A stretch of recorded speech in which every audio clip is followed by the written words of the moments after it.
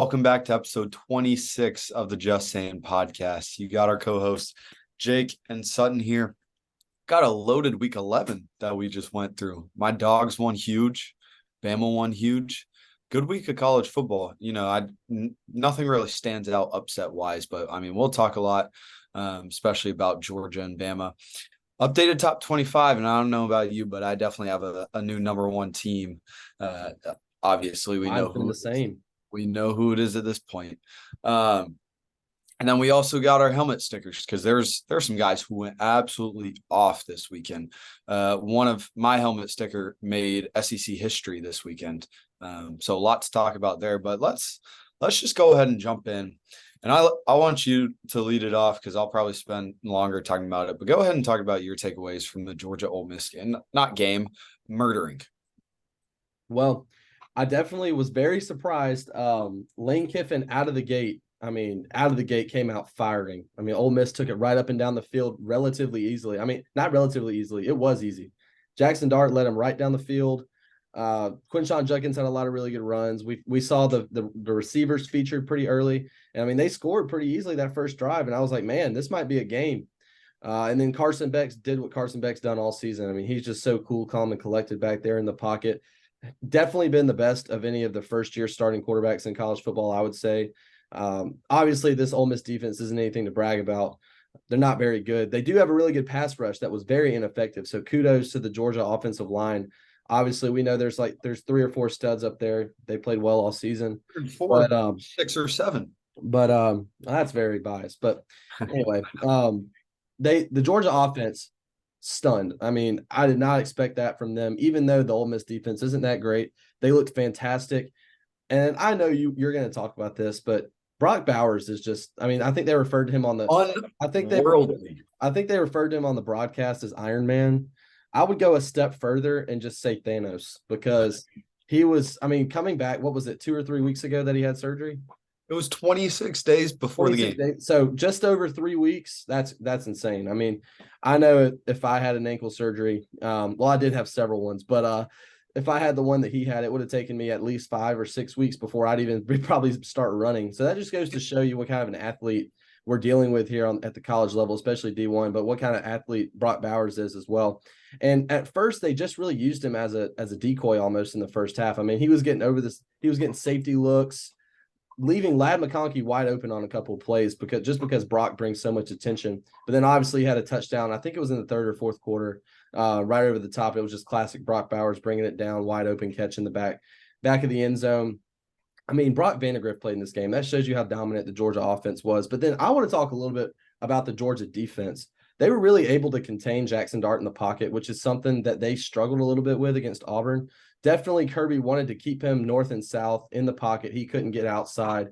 And I think that's something that they're going to take with them now that not to really look too far ahead, but now that Alabama and Georgia have both won their respective divisions, that's something that Georgia's going to really have to do when playing Alabama. Jalen Milroe can't, if Georgia wants to succeed on defense, we know Jalen Milroe can't get outside the pocket, because if he does, that's where he beats you with his arm and especially his legs. So I think that was a good blueprint that the Georgia defense used to kind of contain a quarterback that can run. Obviously, Dart's not the best running quarterback, but we know he's very capable. I think he had 8 carries for 26 yards in this game or something like that, 20 yards maybe. Judkins had a really good first half, but was pretty much neutralized in the second half. Georgia just made a lot of halftime adjustments, and that's what great teams do. We've talked about it kind of all year, kind of a theme. Great teams come out and put games away in the second half, and boy, did Georgia put a game away. And then obviously a guy that you've really highlighted all season, and I'll kind of end with this, is Kamari Lassiter. He was all over the field making huge plays, batting balls away. I felt like he was in on most of the passing plays. Now, just to close, I will say that number 19 on Ole Miss, that's the best catch I've seen all season. That one-handed grab, that was nasty. I don't even know that guy's name, but that was a nasty catch. I haven't seen anything like that in a long time. I know I've seen some good catches this year in college football, but man, that was something. He was pretty much just like horizontal in midair, one-handed, and brought it down. It was a very nice catch. But Georgia did what Georgia, I didn't think they would do. I thought Ole Miss would hang around. I thought it'd be a closer game because I thought Ole Miss was a better team than Missouri. And we'll touch on their game later. Oh man, that might have been the biggest surprise of the week was what Missouri did to Tennessee. Surprise. I was very surprised. But Georgia, great win for them. They're going to keep riding this momentum. A big game next week against Tennessee. I mean, I know Tennessee's not the best looking team right now, but you never know with Neyland Stadium. They're different at home. They haven't lost an SEC game at home under Josh Heupel. So we'll see. We'll see what happens there. But Georgia just keeps on rolling. Yeah, I mean, you mentioned it. That catch was absolutely insane because he was blanketed. I didn't figure out who that was. So while you're talking, it was Dayton Wade. Dayton Wade, number 19. Dude, Dalen Everett was all over him. He was not open even a little bit. Somehow, great ball from Spencer Sanders because Jackson Dart got hurt in the beginning of the fourth quarter when this game was already wrapped. Wouldn't have mattered, though. Wouldn't have mattered. Oh, yeah, no. They would have maybe scored 21. So, either way, doesn't matter at all. But, I mean, absolutely amazing catch. It was on our sideline, so closest to the student section. I just couldn't believe it at all.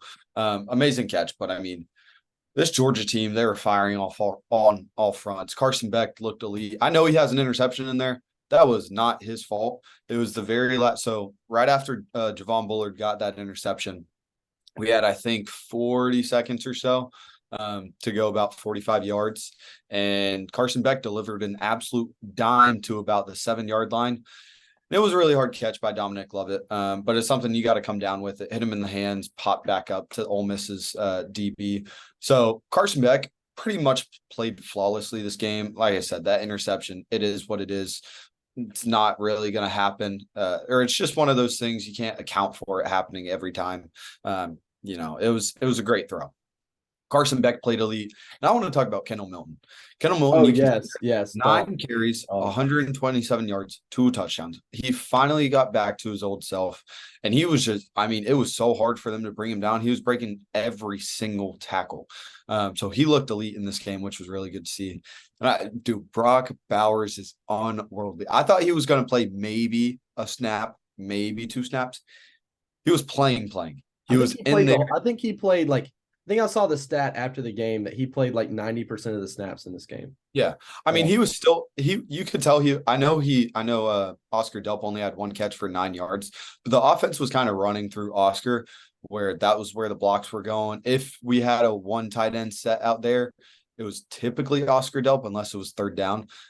So Oscar Delp was mainly the tight end 1 this game, but I mean, Brock Bowers was playing most of the game, which is just insane because Tua came back from his tightrope surgery in 27 days, but that's a quarterback. We're talking about a dude that sits in the pocket for most of the game. And Tua especially, I don't remember what game it was, but I assume he didn't leave the pocket all that much. But Brock Bowers, I mean, tight end is one of the most physically demanding positions on the field because you're having to do what a receiver does and also what an O-lineman does and mix them in together. He was blocking his butt off. He took some people's ankles, ran great routes, scored a touchdown. So, I mean, I just can't say anything else about him. Ladd McConkey, most underrated receiver in the SEC. And he's not even that underrated anymore. People know it. He's our wide receiver 1. He's amazing. Can't believe he was 1160 out of high school, nationally rated. So absolute gem that we found in him. And O-line, I know you'll talk about it later.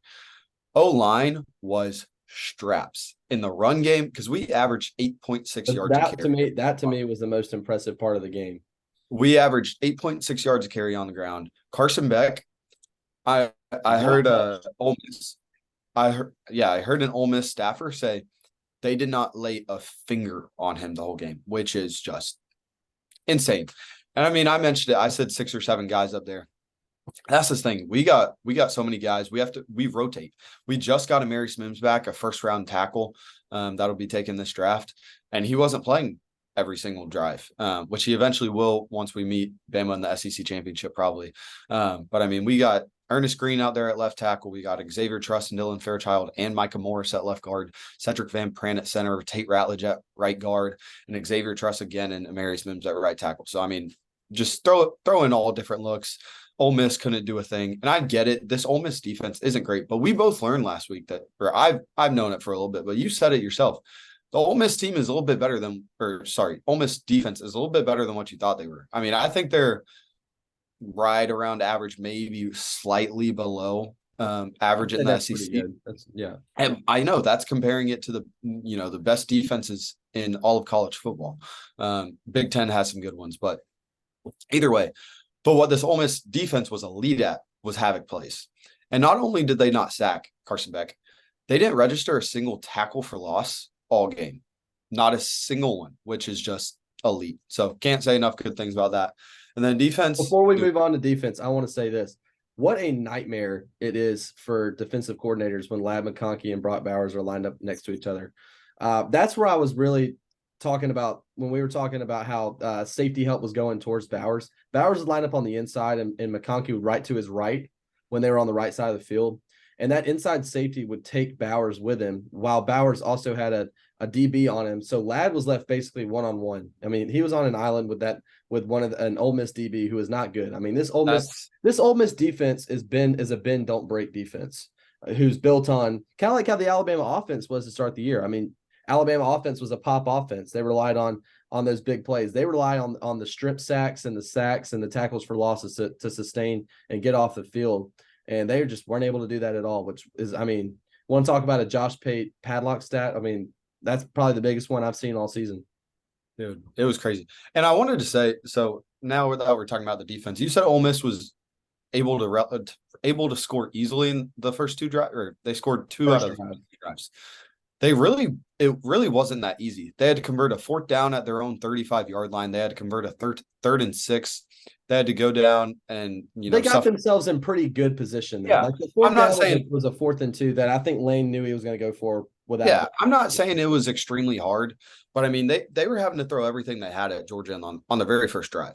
But all those plays were scripted too by Ole Miss. So those were plays that Lane knew that were like almost 100%ers that he knew coming into the game. Because you always, especially an offense like that, wants to start off strong, and that's the thing. That's tough. That's tough to guard. I mean, and you mentioned it. the halftime adjustments. It was the first quarter adjustments because we came out and it should have been 31-14 at half, but that interception meant we couldn't kick a field goal, so it was 28-14. And so I'm pretty sure we scored on every drive but one in the first half, and then followed it up with the second half. But this defense played elite. Everywhere you see it, they played elite. They were getting after Jackson Dart all day, every day. And then I want to talk about Kamari Laster. Dude, he's playing his way into a first-round pick. I've known he was good ever since his freshman year. He came in not super highly recruited, but I think he was ranked somewhere like 250. From Tuscaloosa. And from Tuscaloosa. Tuscaloosa Academy, I believe it was. He's from American Christian Academy in Tuscaloosa. Yep, that's what it is. But has been absolute strapped since he got on campus, and he's proven it to everyone. Luther Burden, when he came in, everyone knows how good he is. Potentially Biletnikoff winning. Had 2 receptions for 14 yards on Kamari. I know he had the touchdown on Dalen. Trey Harris came back in this game, who people think is a top 5 wide receiver in the SEC. Didn't play against Alabama, so potentially could have changed that game. I don't know if he does. But I mean, I think he had 2 catches for, it was like 14 yards on him. 2 catches for 12 yards. So Kamari is absolute straps. Javon Bullard's all over the field. Malachi Starks is all over the field. Tyke Smith played really good. But the main one I want to hit on. So Jamon Dumas-Johnson, I mentioned him on the last show, went down with I don't know if it's a broken forearm or what, but he's going to be out for at least probably the end of the regular season. CJ Allen, freshman linebacker, came in, and he's been playing all this year. He's been linebacker number 3. But he got his first start this weekend and played absolutely amazing. He led our team in tackles. He had a sack. He had a TFL. I mean, he was just all over the field. So, I mean, strong showing from everyone. Brett Thorson played really well. I saw a stat that Georgia is the only team that hasn't allowed a punt return against them. He's punted, I think, 14, 17 times, somewhere in that range this season, and no one has tried to return on him because he kicks it far, kicks it high. So, I mean, just strong showing from everyone on this one.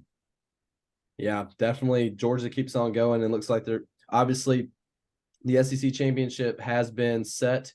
Alabama versus Georgia. Alabama will be in the crimson jerseys, Georgia in the white jerseys this year. So it's going to be a fun one. I'm looking forward to it. Applied for my student tickets today. So hopefully we'll get them, because if I don't get them, I'm not paying $300 to go watch that game, because that's going to be it's a hefty ticket. But definitely it's going to be a matchup that I think both of us are certainly looking forward to. I know that preview show is going to be a fun one, and the review show is going to be not fun for one of us, but extremely fun for the other one. Regardless, I'm sure whoever wins, both of us will have a fun time going to that game. So let's hit quickly on I don't know when I've registered for tickets, but if I don't get one, I riot. Yeah. Well, let's hit quickly on the Alabama-Kentucky game. Alabama 49, Kentucky 21, in a game that was never close to begin with. Even towards the end, Alabama really should have won this game 49-14, but we put in all our backups in it on defense for the last drive, and Kentucky had all their ones in, and they just took it right down the field, scored pretty easily. But man, what a showing from Jalen Milroe again! Another week where he is just continuing to get better and better. And I'll say this, Jake, I really think the quarterback of the winning team of the SEC championship game will be in New York. I really believe so. I think whether Milroe wins out in Alabama wins or Beck in Georgia wins, whichever quarterback has the better game and leads their team to victory, I think will be in New York. Now, I don't think either one of them will win the Heisman because of I really think the two guys that's coming down to right now, in my opinion, are Jaden Daniels and Bo Nix. I think those are kind of the two guys that are the front runners. Michael Penn, definitely. I don't. I think Bo Nix and Jaden Daniels are much more impressive to me than Michael Penix is. But let's just hit quickly on the Bama game. Milroe had 6 total touchdowns, 3 passing, 3 rushing. You really saw him start. He's progressing as a passer, like I've said all season. He looked off a safety, threw a touchdown pass over the middle. He had a nice little pass where he got outside the tackle box and got outside the line and just dumped it off to Roydell. Let Roydell do the rest. We did not have Jermaine Burton or Ja'Cory Brooks in this game. Two of our main receivers, especially Jermaine Burton. He's not a main receiver. He isn't this year, but I mean he's a veteran presence in the room. So we're missing 2 veterans. Jermaine made the trip, but before the game was sick and could not play. So he stayed at the hotel during the game. But man, that entire receiving core and tight end Amari Niblack really stepped up in the game. I thought they played amazing. Isaiah Bond, obviously. Kobe Prentice had a huge game. Amari Niblack had a touchdown catch. And then Milroe did it with his legs again. 3 touchdowns on the ground for Milroe. And Jason McCollum. Yeah, tush push is looking good for us. And then Jason McClellan looked great. Roydell looked great. I mean, really kind of like Georgia. Everyone on offense looked really, really good in the game. Milroe did get banged up at the beginning of the game, but was able to play through the little bruise, I think, on his thigh. The O-line played pretty well too. So obviously great things to see on offense for Alabama. I hope they continue going and playing as well as they have. Got UT Chattanooga at home next week, so a little cupcake week before we travel to Auburn. It'll be senior day. So I do not want to see one scripted run play for Jalen Milroe. We need to make sure he's healthy and ready to go for the Auburn game and obviously the SEC championship that awaits it. But like Coach Saban said, 1 week at a time. But then let's go to the defensive side of the ball real quick. That defensive line has been a pleasant surprise, I think, for many this year. We didn't expect them to be as good as they have been, and especially a guy like Tim Keenan II, number 96, big number 96 in the middle. He was like third on my preseason. He was like a third string on my preseason depth chart, and he shot his way up through fall camp to be a starter, and he has been a great run stuffer up the middle, along with Jaheim Otis, Justin Aboigbe, Tim Smith. Those guys have really been getting after the quarterback all season, especially Aboigbe in his 5th year. Just an outstanding player. And obviously the edge guys that kind of set the table for us in Turner and Braswell. I mean, 2 of the better edge players in college football, probably the best duo at that position. And then didn't play with Deontay Lawson this week. So Jahad Campbell and Tresman Marshall started. I'll be honest. I do not think Tresman Marshall is that good. I really do not want him to be playing. He has not, in my opinion. Saban has talked about how well he's played the run this year, but he gets lost in pass coverage, and it's not good. So I would much rather see a Kendrick Blackshire out there or a Sean Murphy than Tresman Marshall. But obviously, I'm going to trust Saban. But Tresman's just gotten caught in some bad spots this year. And then obviously Terry and Arnold had one of the best interceptions I've seen all season. I mean, just jumping the route. What a catch from him. He's making himself some money. He's going to play himself up into the first round, maybe even the early second round, I believe. And obviously Kool-Aid is just put him out there on a Revis Island. He'll be fine. Malachi Moore is a good player. Christian Story's been kind of subbing in for Jalen Key since his injury. He's kind of held his own back there. Amos coming in and out. And obviously Caleb Downs. I mean, best player on our defense as a true freshman, the leading tackler by a lot. I mean, he has more solo tackles than the guy in second place has total tackles on our team. So he's just a dog. He's all over the field. He's going to be an All-American in his career at some point. And then obviously Will Reichert has a chance to become the NCAA all-time record point leader. at the end of the regular season. I think he only needs like 14 more points, and he passes some Louisiana Tech quarterback for most points ever scored in the NCAA. He has 507 right now. So this Alabama team, I mean, is a completely different team than we saw early on. Definitely one of the best teams in the country right now, in my opinion. I have them ranked. I have them at number 3 in my poll still this week, and I think they're one of the most dangerous teams in the country. I don't think there's a team in the country that wants to play Alabama right now. I mean, just a very scary team to face. But hey, you never know that game. I know we play Chattanooga. That game at Auburn looms large, and we know what that place means. We saw Georgia go in there earlier this year and almost get scared. And I expect nothing less for Alabama. I think it's going to be a tough environment, especially after the way they played this upcoming week. But what'd you see from Alabama this week that you liked? Yeah, you said it. I mean, Alabama's catching their stride. Both Alabama and Georgia are. I know Georgia looked better than Alabama earlier in this. I mean, Georgia still looks a little bit better, but both these teams were really struggling at the start. Bama had that loss to Texas. I consider it a loss to USF, but I mean a win in the win column. And then Georgia struggled against Auburn. Georgia struggled against South Carolina. Struggled against some other teams, but then they, play great against Florida, play great against Kentucky, play great against Missouri, because that Missouri team is a top 10 team. I tried to tell you last week, that Missouri team is top 10, and they're really, really good. And they're a top 3 SEC team. I think if they played LSU right now, they would definitely win, especially how that defense is performing. And then obviously destroyed Ole Miss. So, I don't know how it's going to go here on out, but both these teams are catching their stride. And if I'm Alabama, the one thing I am scared for is that linebacker position. Because I mean, Tresman, look, I love the dude. He's a great guy. But I mean, there's a reason he had to transfer out of Georgia, because he was tied or linebacker number 4 last year, got a little bit of playing time, but then these freshmen came in and he knew he wasn't going to hold his own very, very much longer. So I mean, he's a quality linebacker, but especially if he's the one out there when we go play. I mean, nobody knows him better than Glenn Schumann. That was his position coach at Georgia, and so they're going to know how to pick on him. But I mean, don't think we have to worry about it, because Deontay Lawson will be back probably for maybe even next week or the Auburn game. Like I said last week, his ankles are still on the 30-yard line in Bryant-Denny Stadium.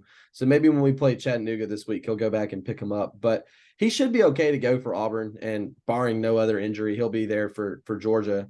And alongside him will be Jahad Campbell, who I believe is much better. Obviously, I really hyped him up going into the season, and he's really come along quite nice. I mean, he's got 2 helmet stickers from me this year. Had 2 really big games in the SEC. So Tresman will play against Georgia for sure. I mean, kind of as the third guy, he'll get some playing time here and there, but he's not by any means going to have a majority of snaps on defense. That's fair. And then obviously Jalen Key still hurt too. Sorry, another injury there. Don't know what's going to happen with him. We don't really have an update, but hopefully he'll be back for Chattanooga so he can get a little tune up before we go play Auburn. But if not, Christian Story will be the guy that's back there. And then maybe occasionally work in Terrion at star, Malachi to safety, and the transfer from Louisiana, Trey Amos, who's had a really good season coming off the bench at outside corner. So a lot of different things Alabama can do with Key being absent, but definitely want to get all these guys back and healthy for sure. Yeah. And then last thing I was just going to say is Jalen Milroe is playing great right now. I don't know if he's going to be, even if they beat Georgia, I don't know if he's going to be in New York, just because his stats aren't, like the rest of the quarterbacks. And I think a guy like factor in rushing too. I mean, he's going to have over 10 rushing touchdowns, which is crazy. 100%, but also, I mean, a lot of those rushing touchdowns have been, tush pushes from the one.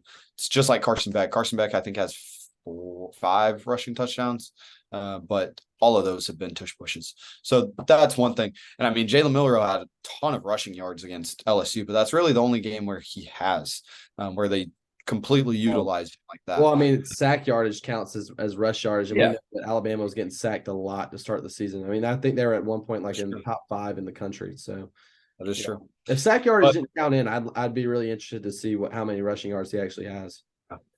That's fair. But I want to transition to, Michigan, Penn State. I was upset.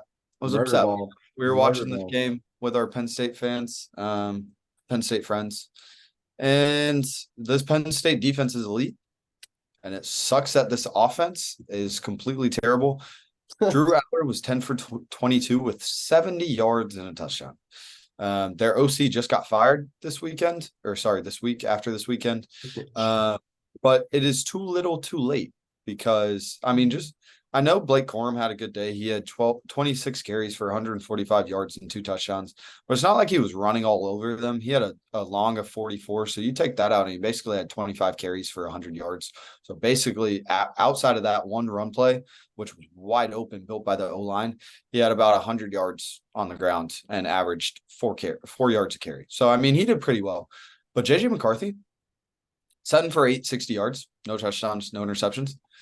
Just like they didn't throw the ball. I'm pretty sure their last throw came with 7 minutes left in the second quarter. They didn't throw the ball a single time in the second half. So that shows you that they had a lot of trust in their defense because their defense did play really well. I want to make that known. Penn State offense isn't abysmal against average to bad defenses.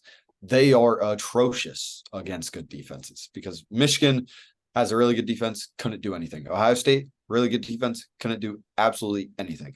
They were boxed all game. It's just so upsetting because this Penn State defense, it's top 5. But hey, could you make the argument that they just don't show up in the big moments? Because Iowa's got a good defense. I mean, as much as we clown on them, that's one thing that they do very well. And I think they won 34-0. They won 31-0. I mean, it's just the big games, it seems like, that Penn State and it's kind of been that way since James Franklin's been there. And by no means am I a Franklin hater. I think he's a good coach, but they just have never been able to compete with Ohio State and Michigan. See, that's my thing. And I don't know if this is a hot take. I was talking to my roommate who's a Penn State fan. If I'm Penn State, I'm firing James Franklin because I think he's a really good coach. I think he's a top 20 coach in college football. But Penn State is a great program. They have great donors, can get great players, do great in recruiting, but James Franklin just can't get it done. I don't think he hasn't done it. And, we'll wait to see if he can do it, but I don't think he does. He had a really good team in 2016 and still went 10-2, and a really good team this year, about to go 10-2 again. So I just don't think he's going to do it. And I think they're in a similar spot where Georgia was in 2015 when they fired Mark Richt. Mark Richt was a really good coach. He was top 20. It was the same exact thing as James Franklin. Really good coach, except they could actually make it to the conference championship. They could win it, but they never made – well, playoff wasn't a thing when Mark Richt was there, but they never made the Natty. But, I mean, if they want any shot to win a Natty, I think they're going to have to go get a top 10 coach in college football. Maybe like I don't want to say he is, but maybe like a Mark Whittington or is that a name? Mark Whittington. Yeah, the Utah coach. Oh, I think Kyle Whittingham. Kyle Whittingham. I was close. And Lance Leipold. 2 guys who I think you'd be able to take from, Utah. Well, I mean, we'll talk about the coaching carousel later this show. But I mean, you can't go get like a Dan Lanning. You can't go get a Mike Norvell. But you probably can get both of those. I think Penn State is a program is a step ahead of Oregon. I really do. I think recruiting would be a lot, I wouldn't say better, but Penn State is more of a historic program than Oregon is. I mean, Penn State's got national championships. They've got history. Oregon has never won a national championship. I definitely think Dan Lanning would be intrigued at the prospect of coaching there. And I'm sure we'll talk about the firings later, but I think A&M's a better job than Penn State is. Obviously. I think so. A&M's a top 5 job. Yeah. So I think more attention will be placed there. But yeah, you're exactly right. I mean, obviously Michigan hasn't had to really win a game this year, close or anything like that. They haven't really had to flex their muscles on offense. But I don't even know if they really flexed their muscles. They just played bully ball because we know J.J. McCarthy can throw the ball. And obviously they don't have all that many. I mean, Roman Wilson's a good player on the outside at receiver, but they don't have crazy weapons on offense besides their 2 running backs and J.J. McCarthy, who's gotten some scrutiny in his career about not being a big moment player.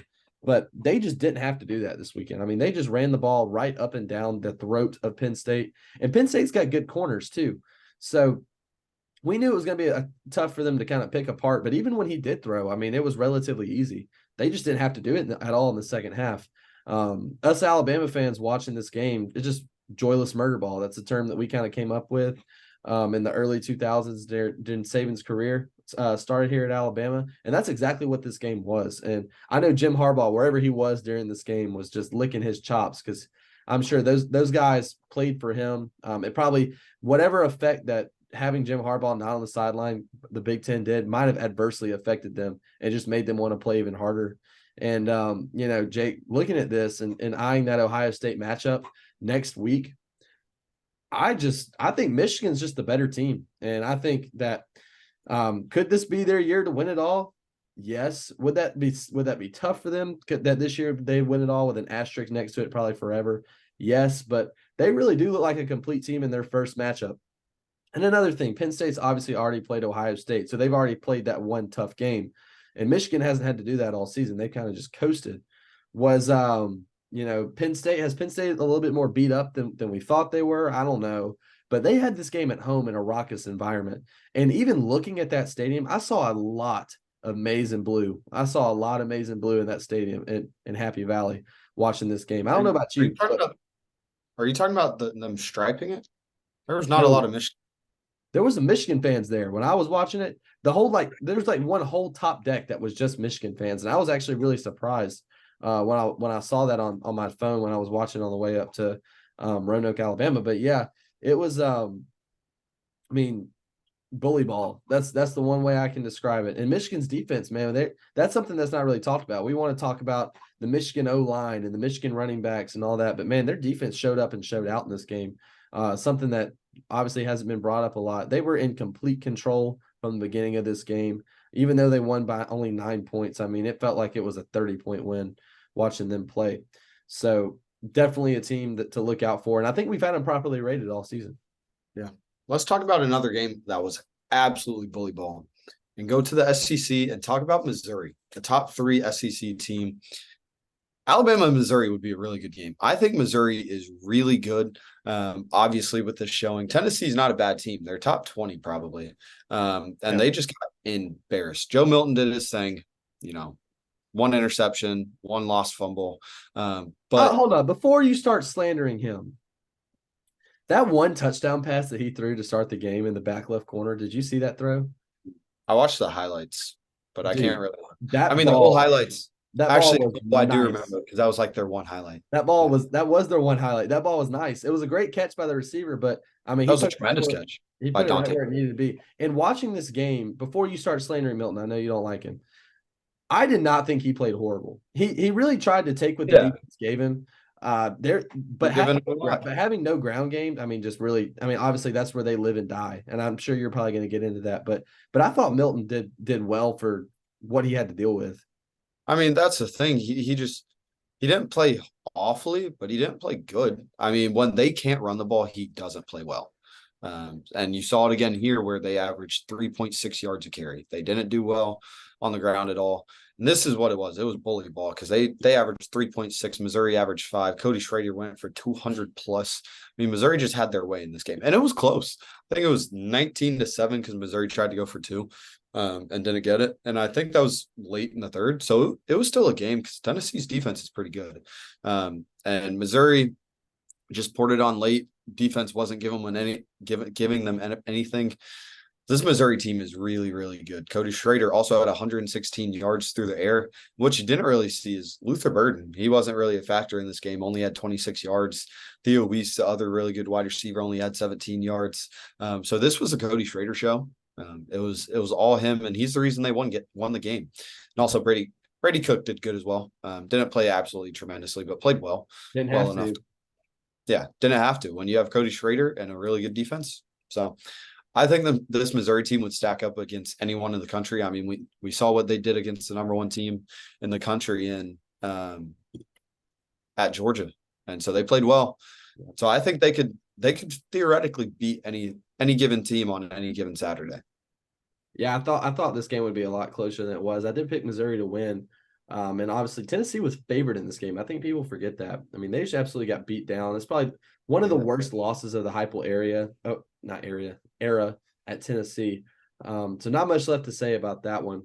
I want to transition to I think this might be the last beat down performance we talk about on this for this review section. But Auburn destroyed Arkansas 48-10. The Sam Pittman days are coming to an end. I mean, at halftime, you got some players watching the Polar Express in the Arkansas halftime. I mean, that's just laughable that even happened. But yeah, I think sooner or later we're going to start talking about who's going to be replacing Sam Pittman at Arkansas. Sadly, because I think he's a great guy.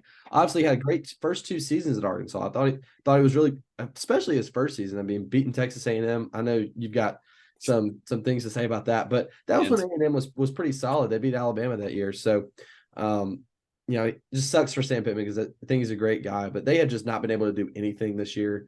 KJ Jefferson has really nobody around him. Rocket Sanders has been trashed, quite frankly, this season. And then obviously their defense was one of the worst ones in the SEC last year, and it hasn't gotten any better. So it may be time for a change there at Arkansas. Obviously, hate it for Sam. But on the flip side, Auburn, Peyton Thorne has continued to progress this season. He's getting better and better. Jarquez Hunter, obviously a guy that is a big player there.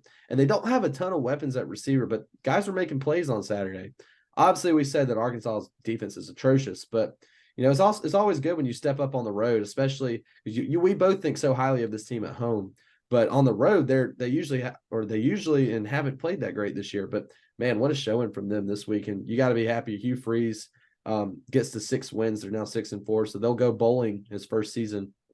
And like he said, everywhere he's been his first season, they've gone bowling. So that was a big point of emphasis for him. Obviously, the defense looked great. Defense is getting better. So Auburn as a whole is getting better. Just in time to possibly spoil Alabama's season in a couple of weeks, which they would love nothing more than to roll those trees after that week. And that's crazy to think. If they do beat Alabama, they'll have gone 8-4 this year. I mean, which is I at the beginning of the season said they'd go 6-6. So they've won at least one more game than I thought they would, because they'll play a cupcake next week and win. But I mean, if they end up 8-4 and beat Alabama and spoil Alabama's season, that is a best case scenario for all Auburn fans everywhere, and it would have me sick to my stomach if that happened. So yeah, I hate that they're playing as well as they are, and it's definitely making me a little nervous. Yeah, I mean, that's the thing. I've tried to tell you they're a top 20 team at home, and so if they're doing this on the road and they're starting to find themselves, I know their team isn't great. But if you can start meshing well and you have good chemistry, I mean, you can go out and beat anybody on any given Saturday, because that's the beauty of college football. It's not always the best team wins. So Peyton Thorne had 163 yards, really good for him, 3 touchdowns. Also had Jarquez Hunter had 100+ on the ground. So they're starting to find themselves, and their defense. I've tried to tell you, their defense is really good. So they played lights out against this Arkansas team, had 5 sacks, 8 tackles for loss. Jalen McLeod, I don't know how to pronounce his name, but really good player. He was making plays against us. He had 3 sacks in this game. So, I mean, they're starting to find their identity, and it's like I said earlier in the season when y'all still had LSU and some other team left on the schedule. I said those aren't the games that you should be worried for. I think it was Tennessee and LSU. I said I'd be most nervous for going inside of Jordan-Hare, because I mean that's where craziness happens and magic happens for them. So I mean that's going to be a super fun game to watch. I think I'll be in Auburn for that weekend as well. So it's going to be crazy. It's going to be crazy. And I lied. We've got one more beat down to briefly touch on, and that's Iowa beating Rutgers 22-0. Iowa still only 2 losses, so good for Brian Ferentz there, and good old Deacon Hill getting a dub against a pretty good Rutgers team. I mean, they're the 4th best team in their side of the division, which is obviously the best division in college football over there in the Big Ten East. They're no slouch. They're 6-4 this year. They haven't played bad. They gave Ohio State a little bit of a run, but I just wanted to mention kudos to the Iowa Hawkeyes over there. They're starting to really go for the Big Ten championship game, a game that they're probably going to get absolutely killed in, but certainly will be pretty interesting. Deacon Hill had 223 passing yards. Good for him. Good for him. Good for Deacon Hill. So that's all we'll say on that one. But let's go to the one game in the ACC this week that I thought was pretty interesting, and that is Florida State and Miami. Miami with it. Bench Tyler Van Dyke after a really bad performance, started Emory Williams, who this stat sheet is a lie. Okay. He went 8 for 23. That's a terrible completion percentage. I watched this game. Half of his completions should not have been caught. One of them was like an 80-yard touchdown pass that the Florida State defenders literally ran into each other on, and both missed an interception, landed in the Miami receiver's hands, and he takes it to the house. So Miami, the final score definitely doesn't really show the outcome of this game. But Florida State didn't play all that great on offense. I mean, I'll say this though, Keon Coleman is a dog. He's a dude, and he's really changed this Florida State team. Without him, I think they probably lose this game, quite honestly, because Jordan Travis, I've been saying it all year. I do not think he's that guy. I do not think he's that great of a quarterback. I do think he's probably one of the upper echelon quarterbacks in college football. But when it comes down to it, I would not really trust him with the ball in his hands. I don't think that's how Florida State's going to win in a big time game. They might have to try to do that in a big time game, but I don't think it's going to work out for him. Trey Benson's a much better option on the ground. I mean, he's a great player, but just from watching that game, I mean, Florida State had the game in control for the most part, except towards the end. I mean, Tyler Van Dyke had a chance to lead Miami down, but ends up throwing a pick. Surprise, surprise. But, Florida State continues to be undefeated. I'm really just hoping somebody knocks them off in the ACC championship game because for me, I don't think they're as good as everyone says they are. Obviously, I have them ranked 8th, I think, in my poll, even though they're unranked. They don't have a great strength of record or strength of schedule, and it's not going to be that way for the rest of the year either. I'm just going to say it. I'm going to be the biggest Florida Gators fan ever in a couple weekends. Really pulling for Florida State to lose that game. So shout out, Nick. I hope the Gators come up with something because they need to knock out Florida State just in case Alabama beats Georgia and so they can have a way into the playoff. But I'm telling you, this Florida State team is good, but to me, they are not that impressive. I just am not as high on them as some of the experts are. Yeah, I haven't been impressed with them either, but still, I mean, we've been saying it all year. This is a year where craziness happens, and elite teams are starting to show themselves, but there's still a lot of teams outside. I mean, I think the two teams who have really been playing super great as of late are just Georgia and Alabama. Outside of that, I don't know who's 3, I don't know who's 4, because Michigan, I get Michigan played well this weekend, but like I said, that Penn State offense can't really do anything if the defense has a pulse. And honestly, Jake, the 3 hottest teams in college football right now, and we'll talk about this other team in a second, but All in the SEC. Georgia? No. I won't even say Missouri. I'm going to go Georgia, Alabama, and Arizona. I mean, Arizona's been taking care of business. So we'll talk about them in a minute, but go ahead. I'm sorry. Yeah, no, you're good. But I mean, this Florida State team, the reason why they're still in my top 4, one, they're undefeated. They haven't lost a game. I get they haven't played a great schedule, but I'm not taking Michigan out because they haven't played a great schedule. But I mean, they have the pieces around them. They have a pretty good defense. They have weapons on offense. So it's like I've been saying in the show. On any given Saturday, they can go in and beat an Ohio State. They can go in and beat a Georgia. Because when you have those weapons, it's not just because they're undefeated, but they have those weapons. Like you said, Keon Coleman, one of the best wide receivers in all of college football. And I get you said Jordan Travis isn't that great, but Jordan Travis is probably a top 10 quarterback in all of college football, top 15 at the least. So when you have those weapons, anything can really happen. And some people have him in their Heisman conversation. I think that is which is why that he should not even be in that conversation. But here's a guy who should be a guy that I think he's probably in the top 4 right now, definitely top 5 at least. Michael Penix in Washington take down Utah 35-28. Let's just face it. I know Washington's running back had a really good game a few games ago. I forgot what team they played, but this is basically an air raid offense. I mean, the concepts that they run, single back there is Penix with like 4 or 5 wide. They're throwing short dink and dunk pass. It kind of looks like the Mississippi State offense when Mike Leach was there. Rip to a king there, but Washington, they've been this game surprised me a little bit. I remember I picked this Washington to run away with this game, and listening to Josh Pate this week, I thought he was crazy. Not crazy, but I thought this was going to stack up a little bit, kind of like the Oregon game did with Utah. But man, Bryson Barnes, got to give the dude credit, and he made some stuff happen with his legs in this game. Obviously, the Oregon defense is better than the Washington defense. I do think the Washington defense is a good one, maybe a little bit above average. They're not great by any stretch of the means on defense. Their offense is what their team runs through, but they have played well on defense this year. But man, Bryson Barnes played the best I've seen him play all season. Threw the ball really well, ran the ball really well. Jaquindon Jackson, their running back's a really good player too. Converted from quarterback to play running back for them. But Washington, they just got so many playmakers on the outside of Dunze, Polk. I know I'm missing another guy, but Penix is just able to get the ball to them fairly easy. They're playing winning ball on defense. They're playing above average ball on offense. And that's kind of what it comes down to. But Jake, I'm still in the camp that when Washington and Oregon face off again, I'm going to take the Ducks. I think they're just the better team right now in total. Hey, we're not going to say when they play again. Washington has to go play Oregon State this weekend, and That's then true. That's true. Oregon has to go play Oregon State. So if Oregon State wins both those games, it's a Washington-Oregon State rematch. So hey, Yeah. don't count my Beavers out. Yeah. But I mean, I know. you thought I was crazy too when I said this was going to be a close game. That and the USC Oregon game. Both of those games were close. I mean, USC Oregon was one of my best bets. But I mean, it's just because this Utah team, they have a really good defense, and the Washington team, I mean, I know they have a really good offense, but they haven't been themselves as of late. So I thought this game was going to hit the over. It didn't.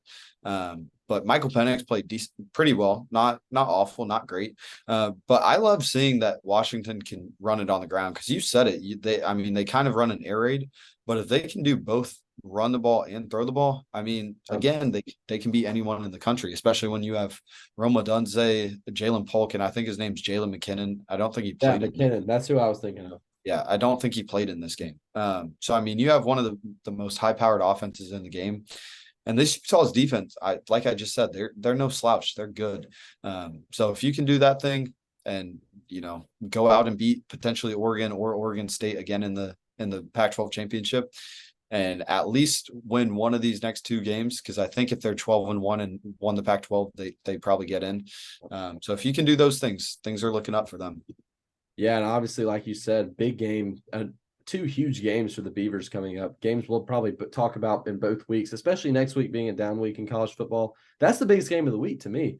Washington traveling to Corvallis, Oregon, take on your Oregon State Beavers. But we got two more quick Pac-12 games to hit. Oregon beat USC 36-27. I actually stayed up and watched this whole game. I stayed up till 2 a.m. Eastern time. I was back home in Columbus, Georgia. This game is another one, kind of like the Florida State game where USC was trading punches there, but Oregon really stayed in control this whole game. It never really was a doubt that they were going to win it. And obviously, Caleb Williams being as good as he is, and the USC offense being as good as they are, they're going to, no matter how good you are on defense, they're going to be able to trade punches with your offense. And honestly, I was a little not displeased by any stretch of the means, but I thought Oregon's offense would do a lot better than they did against USC's defense. But like I said, a lot of that can maybe be attributed to USC firing Alex Grinch and this defensive unit wanting to play better as a whole unit rather than they played all season. I think you saw a little more spirited effort from them. But Oregon's just too much for that USC team. Team that is, man, I did not see a 7-4, potentially 7-5 or 8-4 season coming for them. I thought they'd be much better than they are currently. Sad to see Caleb Williams' college career kind of end like it's going to end. Always pulling for him. I mean, he's a great player, but Bo Nix was just able to make a lot of plays happen. Bucky Irving, I mean, he does everything for this offense. Watching, to me, Bo Nix, yes, Heisman contender, but Bucky Irving is the MVP of this team. Being able to run the ball and catch the ball out of the backfield, he's just a mismatch for defenses and is a guy that, just got to watch out for the rest of the season, especially if Oregon finds their way into the playoffs. Very impressed with the Oregon defense, only shutting USC down to 27. It's a tall task, tough. It's a tough offense to face, especially with a bright mind like Lincoln Riley and the former Heisman Trophy winner, one of the best quarterbacks of all time in college football. So very impressed with the Oregon win this weekend. Yeah. You won and survived against a really good USC offense. That's all that matters. Bo Nix had 400 plus in the air with 4 touchdowns. Bucky Irving, like you said, 100 plus on the ground with a touchdown. So you survived. And I think, their offense looked pretty good. I think the reason they didn't put up too many points is because they were trying to take air out of the football and not let USC's offense go win it, because they know that defense isn't great. Again, I haven't said his name in a while, so I got to throw it out there. Bear Alexander, nowhere really to be seen. So that is what it is. Kind of ruined. I don't want to say ruined his career. That's a little too far. But yeah, has not played a great season, especially on one of the worst Power 5 defenses. So I mean, it is what it is. You won, you survived, and you survived on 120 yards of penalties too, because they were just getting flagged every single play. So I mean, those are the big things. And so I don't know, who do they play next week? Arizona State. You'll win that game, and then you got to go in and at least you have Oregon State at home, but you got to take them on. You've got And the last Civil War for the especially future. especially if Oregon State wins against Washington and they have a whole bunch of momentum going into that game. I mean, they're going to be a tough team to beat. So I'm super excited for those next two games with my Beavers against them. Looking forward to watching them. Yeah, and then finally we'll end the review section right here. Arizona beat Colorado 34-31 in overtime. Man, Arizona is just a team that's getting it done. I mean, they were down in this game, I think, at one point by 14 or 17. Were able to fight back against a really good Colorado offense. Noah Fafita, I think, just a dog. I mean, we've seen him kind of blossom in front of us this year, and this Arizona team just in general. I mean, they really have turned a corner, I think, as a team. And scary, another team, like I said, with Alabama and Georgia, scary team to play. Just Sanders had a pretty solid game, but Arizona was just too much. And they're a hot team. And Jeff Fish, he might get some looks at a bigger job. I mean, Arizona, not an awful job, but there's definitely some better ones out there, especially for him. I mean, he's just done an insane job of rallying this team this season after some early losses, especially to a Mississippi State team. I think they go back and they may be a 10-1 team right now if they went back and played, or 9-1, whatever, how many ever games they've played. I mean, they've just been outstanding in these past 5 or 6 weeks. Yeah. I mean, I'd even say they could be a 10-0 team. If obviously Mississippi State, that game went to overtime. They played Washington really close, only lost by 7. I mean, they were kind of doing the same thing like I just talked about with Oregon, where they were taking air out of the ball. So it never really looked like they could have won that game, especially because people didn't think Arizona was good at that point. Then again, went to overtime against USC. So games you could have won. And so, I mean, they survived this game. And again, it's been the story the whole year with Colorado. Can't run the ball, losing at the line of scrimmage. But, I mean, that's what I expected coming into the season. We all know Shadir's really good. You have great receivers, great corners, great safeties. But, linebackers, O-line, running back, just not it right now. So they're not going to be able to compete. Or I don't want to say compete. They're not going to be able to win these bigger games because that's what Arizona turned into. So, I mean, you're going to have to go in and beat Washington and Utah both on the road to go bowling. I don't really know if it's going to happen. I think you win one of those games, but you lose the other. So, sucks to see for Dion. Yeah, and I mean, the Pac-12 has really turned into a very physical conference. I mean, the SEC and the Big Ten really get the mantra for that. But, I mean, the Pac-12 is very physical this year. One of the better conferences. We've talked about it kind of all year. But let's revisit our best bets from last week. Tough week for me. I was on fire. Had 2 or 3 weeks. I had a really good weeks. You got off of it last week. You had a bad week last week, but I had a bad week this week. I don't know about. Did you have another bad week? No, I had another great week. I went 5 for 6. Back on track, and I'm down. So, I went 2 of 6 on my proposed ones. I did hit my lock of the week. Alabama covered the 10.5 versus Kentucky rather easily. And then I also covered the Florida LSU over on the over-under. But I had Utah versus Washington. Obviously, I had Washington covering. That didn't hit. I had Mississippi State covering against Texas A&M. They got trounced, and both head coaches got fired over the weekend. Utah, I had the Utah-Washington under. That went over. Then I had the Mississippi State A&M under, which went over. So, tough week for me. Yeah, great week for me. My lock of the week, Missouri, the +1 lock. Absolute lock. Go ahead and hammer it. They won by 29. So, Missouri, hot team. I think they're the 3rd hottest team in football right now, even though they lost to Georgia. That was a great loss. Also, Rutgers at Iowa. Never a doubt that it was going to be under 28.5. I don't know why you said no to that. Iowa's offense sucks. Well, I thought Rutgers might score a time or two. It was what it was. I didn't have faith in it. I'm surprised Iowa scored 22, so that was good for them. But I had faith in Deacon Hill. Don't count him out. That was always a lock. I had USC +15 against Oregon. Another hit. Michael Penix, 2.5 passing and rushing. I said the over. He had 2 passing, 1 rushing, so that hit. Then Malik Washington, a really good receiver for Virginia, 0.5 receiving touchdowns. I think he had 2. He at least had 1. And then the one that didn't hit was the one I made in the game or in the show.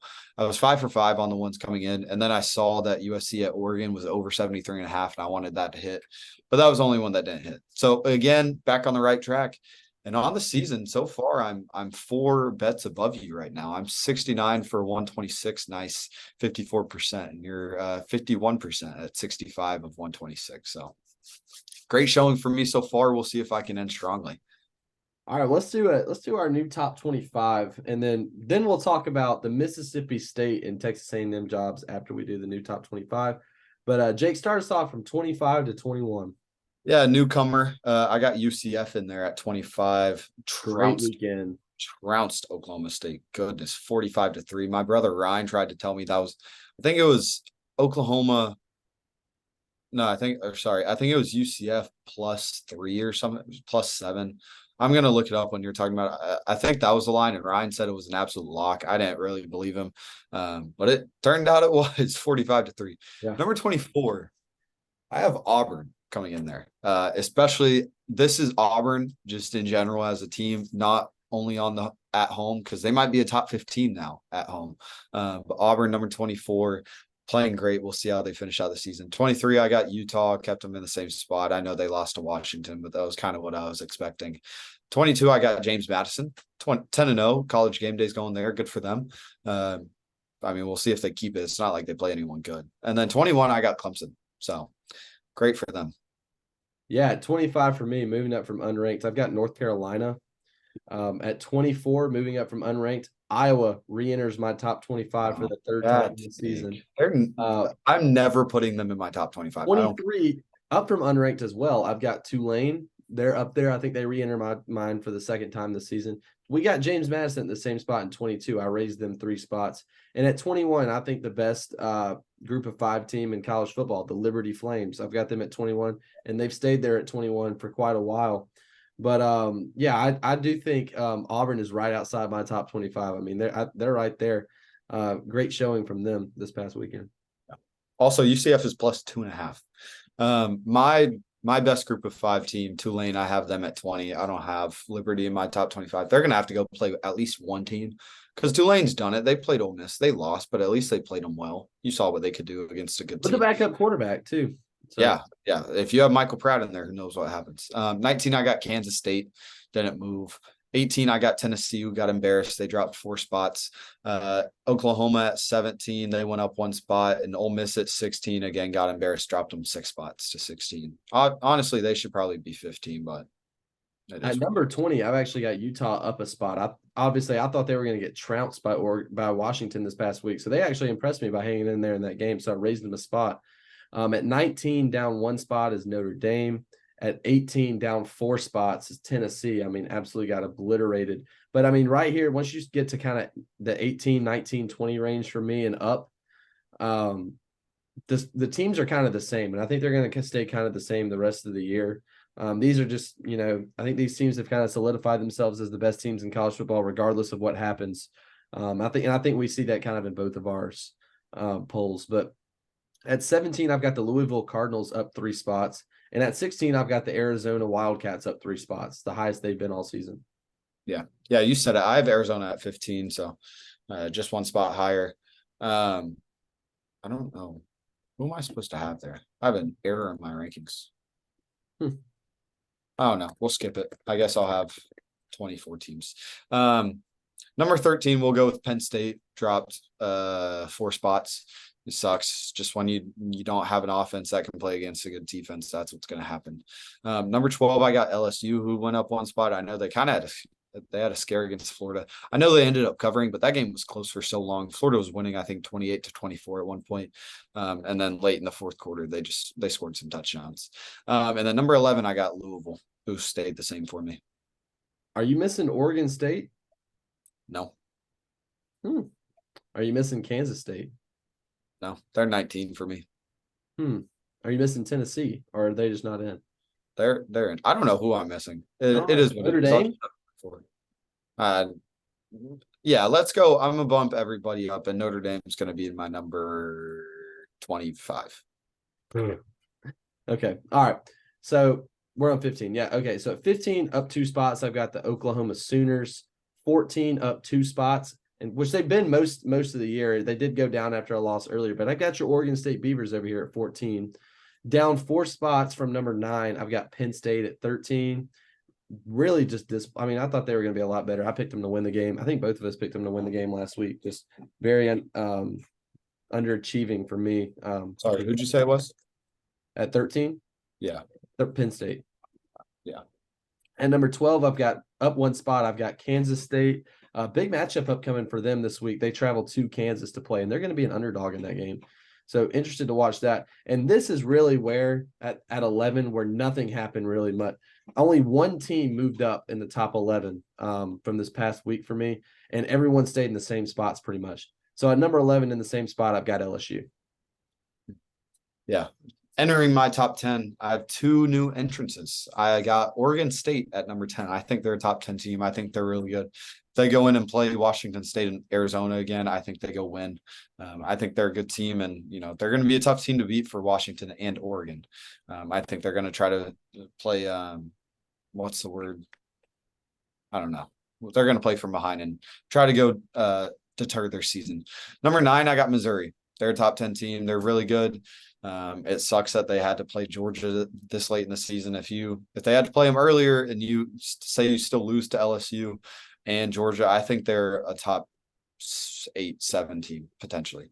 Number 8, I got Washington. They dropped a spot. I don't know. It's just you got to start showing me because Josh Pate said it the other day. But teams like Georgia and Bama, they're starting to finish now. And so Washington, they're still just surviving, not thriving. And I know I said that about Bama, but I have them at 7. They dropped one spot because Texas went up to 6 for me. And I know Texas didn't play well. They only beat TCU by 3.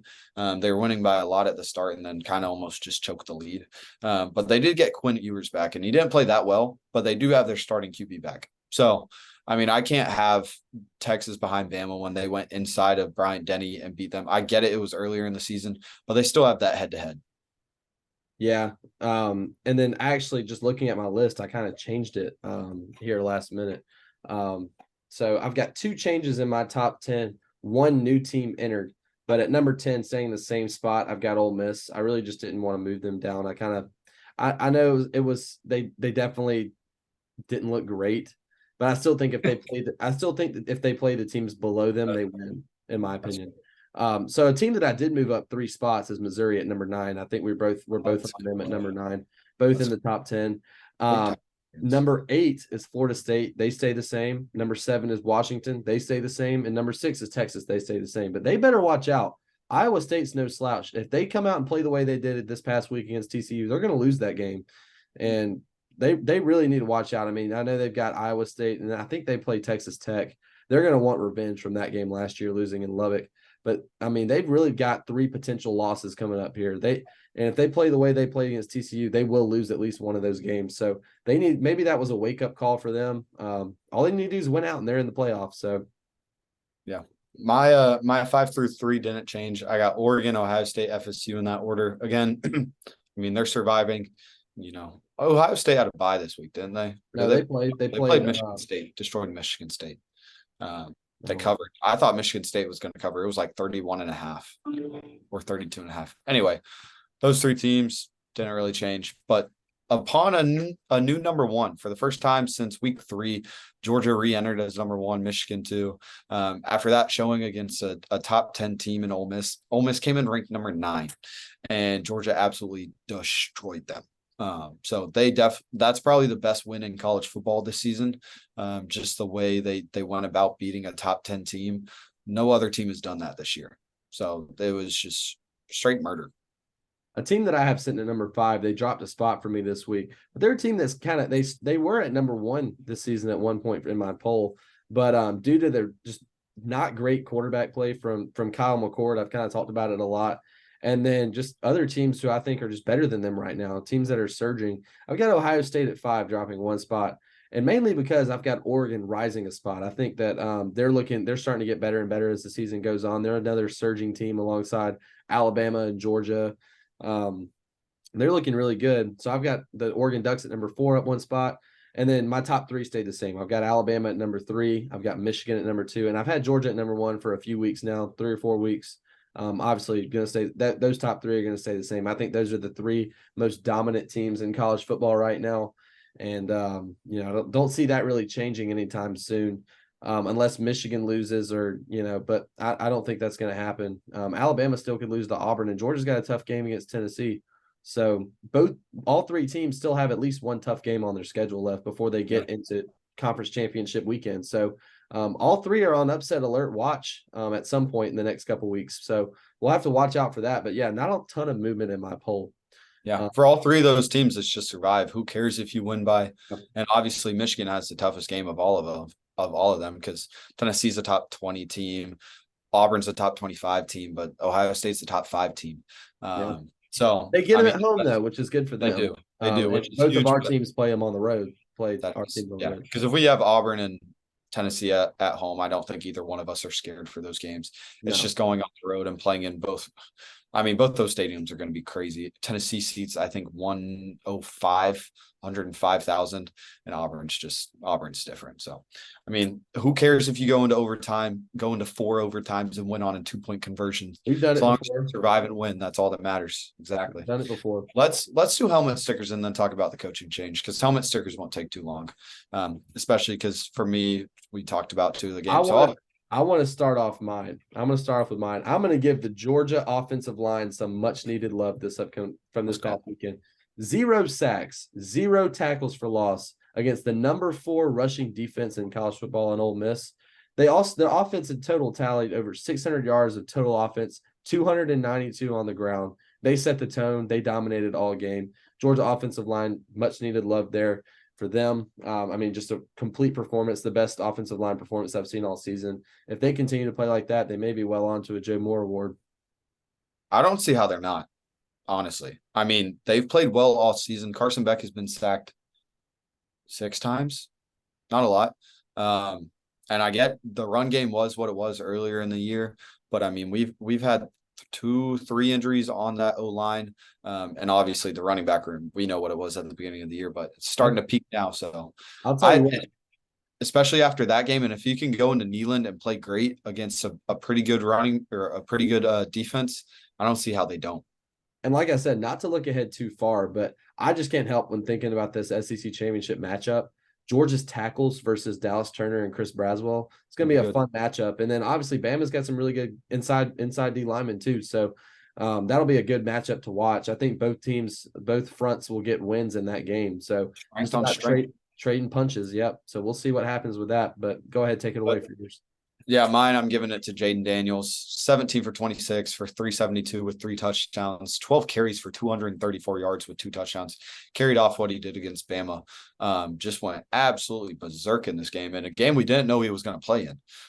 So went absolutely crazy, and it sucks because I think he's a Heisman front runner, but I mean, say Oregon State goes 12-1, or sorry, Oregon goes 12-1 and wins the Pac-12, and if Bo Nix is your guy, or say Washington goes 13-0 and wins the Pac-12, and Michael Penix is your guy, I just don't know how you give it to a team that goes 9-3. I get he's played really, really well, but still, in the games he's needed to go win for them, he hasn't done it. So I mean, that's bull crap. That's bull crap. I know he played great. He can't help that his defense is terrible. He cannot help. He has, I know he's got 2 great receivers and neighbors in Brian Thomas Jr., but he is the clear Heisman winner. And this is coming from a guy who told everyone on this program at the beginning of the year that this dude is not a Heisman quarterback. He's a good quarterback, but he's not Heisman level. That's words came right out of my mouth.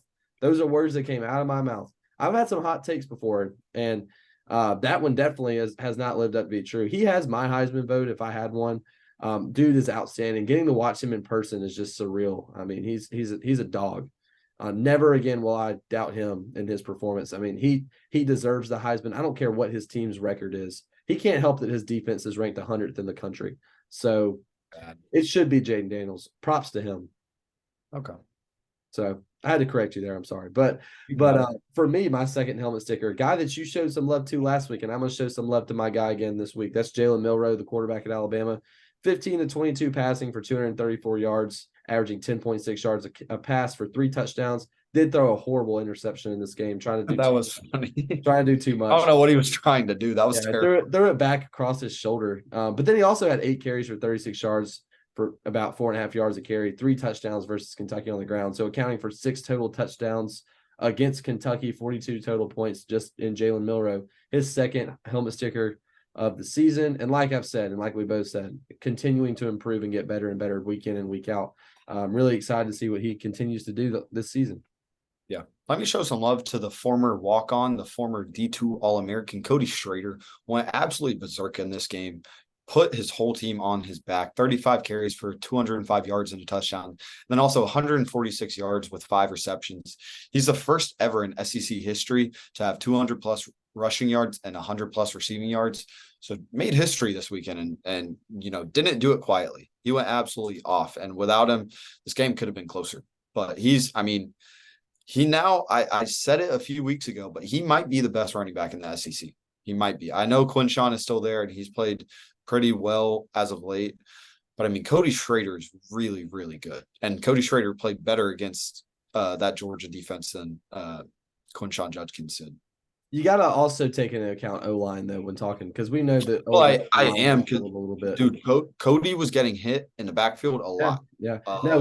And besides maybe the Georgia O-line, Cody had probably the most impressive performance, I think, of the weekend.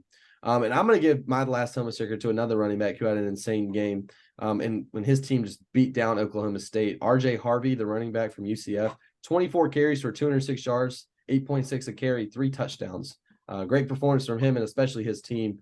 John Rice Plumlee, our old classmate Kobe Hudson had a really good game. Old Alabama receiver Javon Baker had a really good game too. So the UCF Golden Knights we may use this as a transition.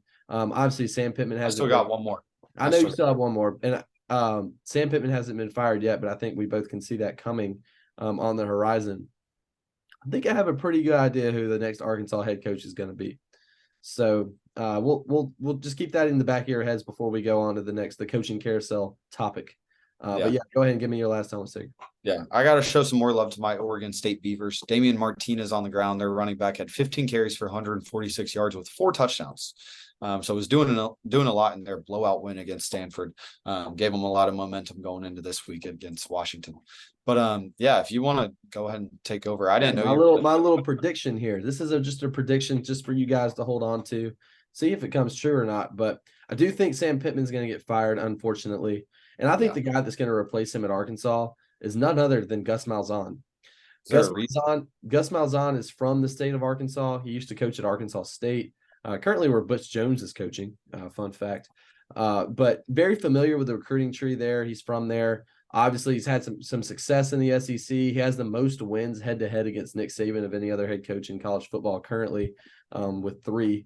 So he's got that up for him. He knows what it takes to win in the SEC. I know he struggled a little bit at Auburn at times, but he also, took him to a national championship, was their offensive coordinator when they won in 2010 with Cam Newton. So he's been there, done that, had some really good players at Auburn, had some really good years at Auburn. I do think he might end up being the Arkansas head coach, and I don't really know how you feel about that. Yeah, it is what it is. I don't think he's a great coach anymore. So I think you could get a better hire. I think Sam Pittman was a really good hire, and it just didn't work out. It's tough to win at Arkansas because you're talking about one of the hardest places to recruit. So I think, Sam Pittman did really well in his first year, but since then it just hasn't turned out well for him. So I don't know who's going to go coach there, but I'm not really worried for it, no matter who it is. So it is what it is. But let's talk about the 2 guys who were fired. And I don't want to spend too much time on it because we don't know who's going to take over. But just put it out there because Jimbo Fisher finally fired. Been waiting for it. But an extremely weird time to fire him because they just beat Mississippi State 51-10. And what I heard is that it happened on Thursday, so they knew it was going to be coming anyway, no matter the result of the game. But Texas A&M finally scoffed up the $75 million to fire him. So great decision, I think, because Texas A&M, I'll talk about it. They are a top 5 program in college football. Talking about seniors, recruiting. You play in Texas, which is probably the best state for college football. I think they make the most money in terms of donations. It's waiting for a great coach to come over and take over and potentially become the best team in the SEC West, SEC period. Because like I just said, everything is looking up there. And so talking about potential people who could take over, I've been hearing Dan Lanning might. I don't know why he would do that. I get A&M is a top 5 job, but Oregon's probably a top 10 job, and you're doing extremely well there. And you can potentially make a playoff. I don't think he's going to do it. I don't really know who will, but Stephen A. Smith said he would like to see Dion.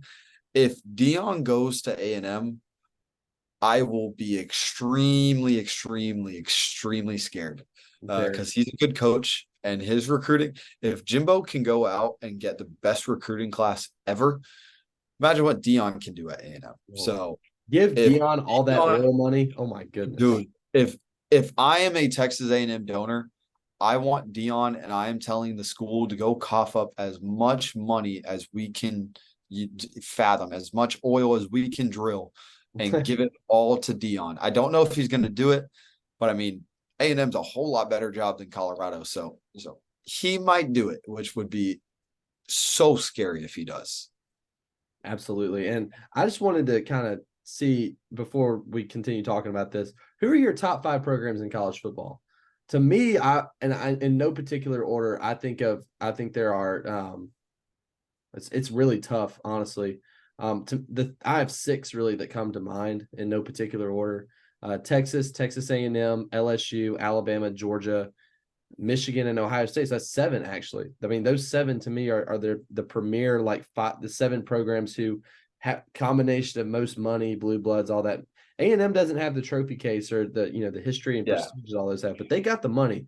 And they might have the most money of any of them. Maybe besides Texas may have more, but I mean, that's it goes into availability to recruit, donations, also the just history of the program. So it's why I think Texas A&M is top 5 program because they don't have the history, but they're number 1 in donations. They're number 1 with Texas high school football.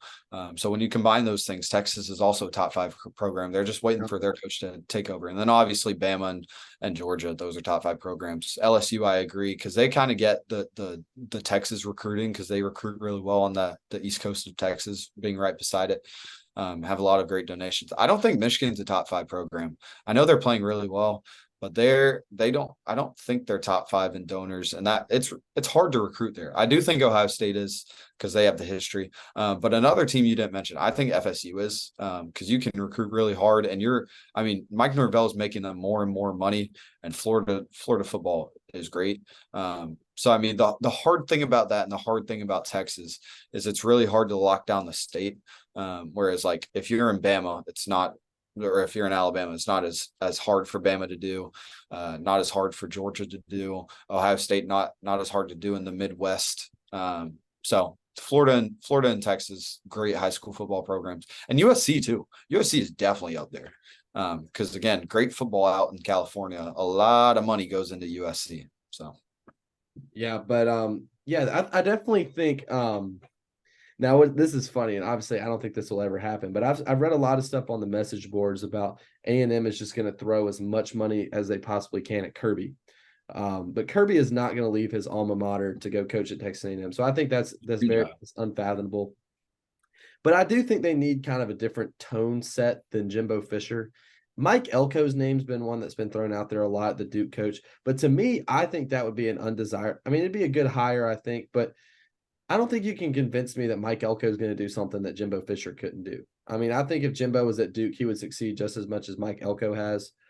It's not a big name. I think A&M needs to go out and finally get a big name. I mean, Fisher, when coming out of Florida State, he had some tough times those last couple of years he was at Florida State. He really just needed a reset, and he did it at A&M. I think they need to go after a Dan Lanning, somebody like that. One of these younger head coaches that are really up and coming. Personally, my first call would probably be to Dion. Obviously, just as a fan of a different program in the SEC looking out, he would be the one that would scare me the most of anybody. And then obviously you got to think. I was listening to Josh Pate's show, talking about this talent from this recruiting class 2 years ago, the best recruiting class ever, still there at Texas A&M for the most part. Some half of them. I think half of them are. So a little, the majority still. But you got to think a lot of those guys are probably going to hit the portal.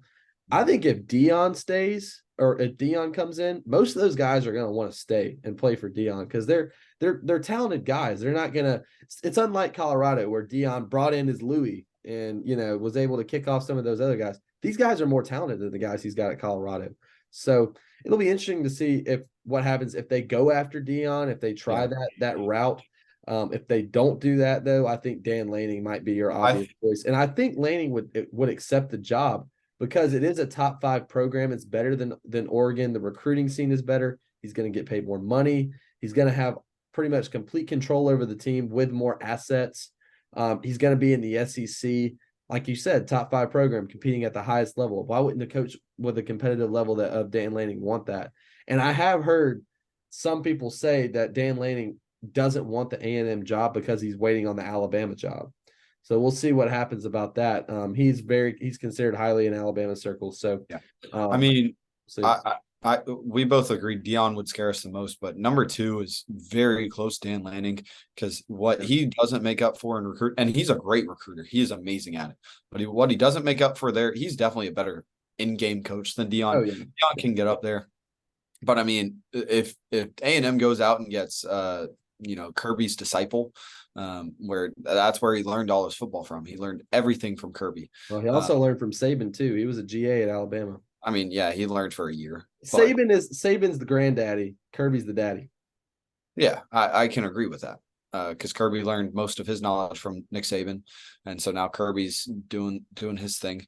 Glenn Schumann's going to be a name that goes Glenn out Schumann. soon. I mean, I don't think Glenn will get his. Oh, I'm not saying. Hey, what if you heard this? What if this happened? Good old Dan Lanning makes the trip from Oregon down to College Station, and then Glenn Schumann makes the trip from Athens to Oregon. I mean that could happen. Pipeline going there from Georgia to Oregon. That could happen. But if Dan Lanning goes to A&M, I'm going to be scared again. And the thing, because you mentioned it, a lot of people would want to play for Dion, so those transfers maybe won't leave. I think it's the same with Dan because Dan, all those guys, because they're like all 5, all 4 stars. Dan recruited a lot of them at Georgia, and a lot of them were gave Georgia their top 3, top 5. So Dan was definitely a guy that they would want to go play for. And so if he goes there, I think a few more guys would leave, but a lot of the 5 stars like Walter Nolan and Shamar Stewart and some guys like that would end up staying. So either way, if they go out and get either one of those guys, which I'm throwing an absolute bag for either one of them because I think they're both gonna be potential top 5. They have the money to do it, so why not? They do, which is so scary. But I mean, that's enough about A&M. If you want to, I mean, Mississippi State isn't as big of a name, but if we want to go ahead and talk about that one. Yeah, so this really and I think, well, first off, I want to say one more thing about A&M. You mentioned the firing being kind of a weird time. Yeah, it was a weird time, but I think they wanted to fire him before the LSU game just in case they messed around and beat LSU. Kind of the same thing that happened with Les Miles his last season. I think Josh Pate talked about this on his show as well. So not trying to steal Josh Pate's thunder or bullets or anything, but made some really good points about this, really just giving him props. Les Miles is second to last year. He ended up beating Texas A&M at the end of the season. Players carried him off the field. They gave him another year when they really shouldn't have. They should have fired him, but they let the players kind of make that decision by winning that game for Les Miles. And I think that A&M knew that this was going to be Jimbo's last year, especially after a bad start to the season at 5-4 at one point. And I think they're 6-4 now. They just went ahead and made the call. I think it was a smart call to go ahead and make. Obviously, they're forking out a lot of money to him. So really, Jimbo Fisher's the winner in all this. He's going home and sitting on the couch and getting paid $76 million. But also, this gets them in the head coaching conversation earlier than most teams. So most teams know that this job is going to be open. Some coaches are going to be applying for this job and interviewing for this job. I mean, think about it. Deion Sanders is not going to be going to a bowl game more than likely. I mean, I don't see him winning both of these next games to get them to a bowl game. So once week 12 is over, we might need to check some flight logs from Boulder, Colorado to College Station, Texas, and see what may be happening there. Let's cross our fingers that doesn't happen. But let's go to Mississippi State. I think this was just a horrible hire to begin with. When Zach Arnett was hired as the head coach there, obviously, I think the players wanted him. It was a sad situation with Mike Leach passing. Rest in peace to a legend there.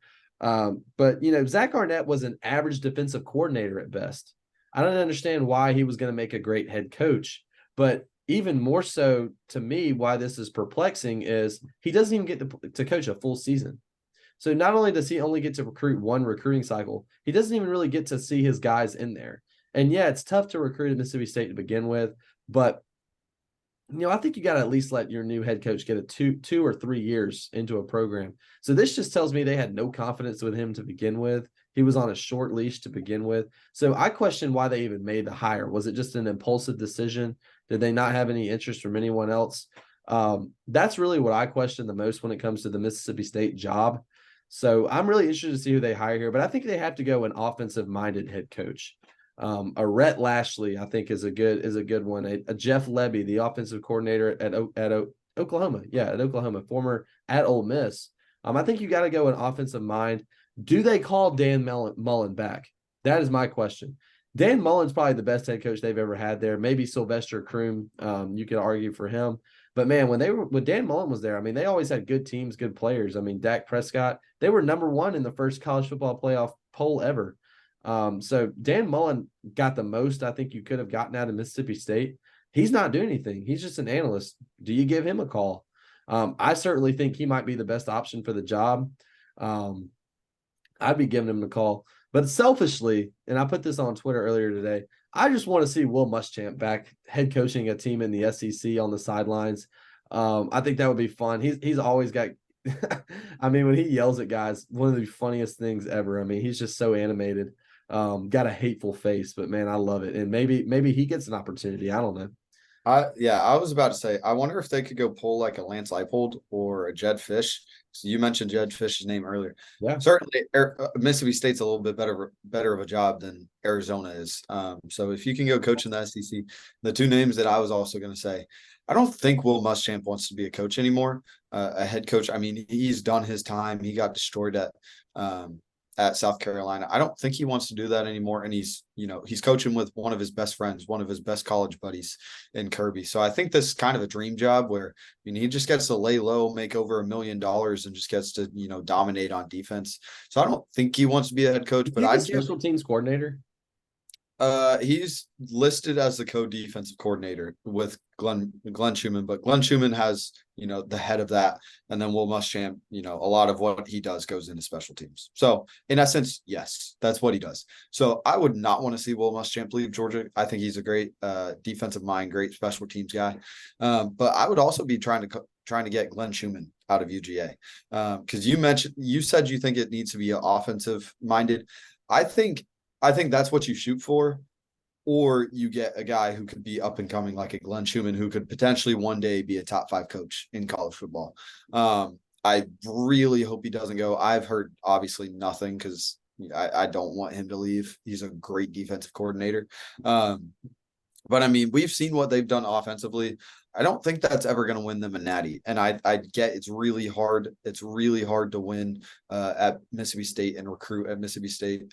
But you're going to need to get, like a lucky year. But if you can build a dominant defense in this day and age of football, you can probably get a good offense at some point. And maybe you can get lucky and go win. So Glenn Schumann would certainly have a really good defense there. And if he can just get, a good offensive coordinator, I think he could potentially get it done. So that's who. I mean, if my number one choice, or if I could pick a number one choice at A&M, it would probably be Deion/Dan Lanning. If I could pick a number one at Mississippi State, it would probably be Lance Leipold or Glenn Schumann. Yeah, so I guess for me, I'm same way with you for A&M. Deion or Dan, and then at Mississippi State, I'm actually going to say either Dan Mullen or I'm going to go Rhett Lashley. I mean, he's been really good at SMU. They're 8-2 this season. Former offensive coordinator for Gus Malzahn when he was at Auburn. I really just think they need obviously when Leach was there, when Mullen was there, offensive minded head coaches, they had their best teams when they were there, except Joe Moorhead. I think that was just an anomaly. That guy sucks. He's the Akron head coach now. Just a bad hire. I mean, he was the Penn State offensive coordinator when they had Trace McSorley and Saquon Barkley. So did some good things over there, but was awful when he was at Mississippi State. So I really think they need to get like a young, if not Dan Mullen, who's obviously, in my opinion, perfect for the job. He's shown it in the past too. I think they need to go a young offensive-minded head coach. And I think Rhett Lashley, Jeff Lebby are two guys that can do that, can satisfy that for them. So we went a long show today, probably the longest we've ever done. I mean, an hour and 45 minutes, 2 hours, but enjoyed it. Definitely, it's college football firing season. I'm sure we'll have some more of these this year. for sure. So be interested to see what else happens. Yeah, we'll see you later with an episode 27 covering week 12 of college football. We only have 2 weeks left before conference championships, which is so sad. But if you're still watching, go like, go subscribe, go comment, go do something. Share us with your friends. Get our names out there. Week 12 is going to be a down week, so best game of the week is going to be Jake's Oregon State Beavers. So we'll see what happens. He's got 2 big games this upcoming week. Me, on the other hand, I'll just be chilling at the 11 a.m. kick when Bama plays Chattanooga, who is not a bad team. They're 7-3, so Alabama should handle business. Yeah, well, that'll do it. Go Dogs and go Beavers. Roll Tide.